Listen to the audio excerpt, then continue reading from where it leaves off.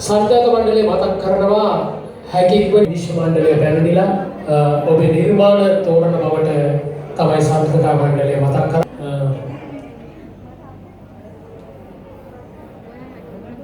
හැකියික්මනින් අවසන් කරන හැටියට අපි මතක් කරනවා මොකද පස්වර දෙක වෙනුවට අපේ විනිශ්චය කරන මහත්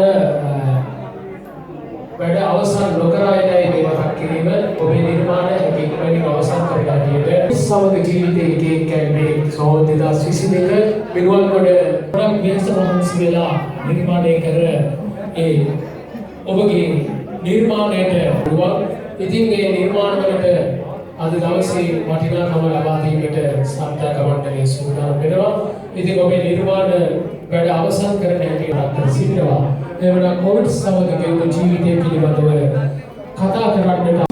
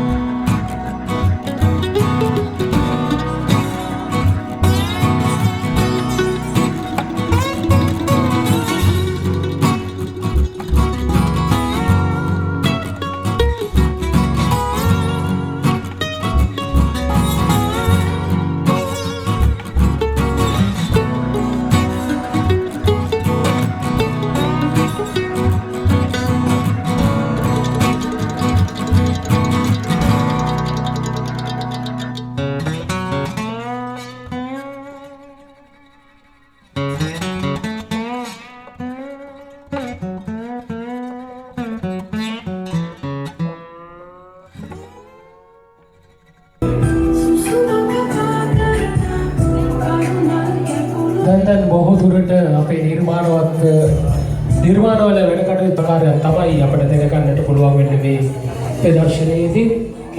ඉතින් තවත් නිර්මාණයක් තිබෙනවා. අපි බලමු මේ නිර්මාණය කර මහත්මියත් එක්ක පොඩ්ඩක් කතා කරලා. ඔබතුමීගේ නම? ගිත්බි තුල්ෂානි මහත්මිය.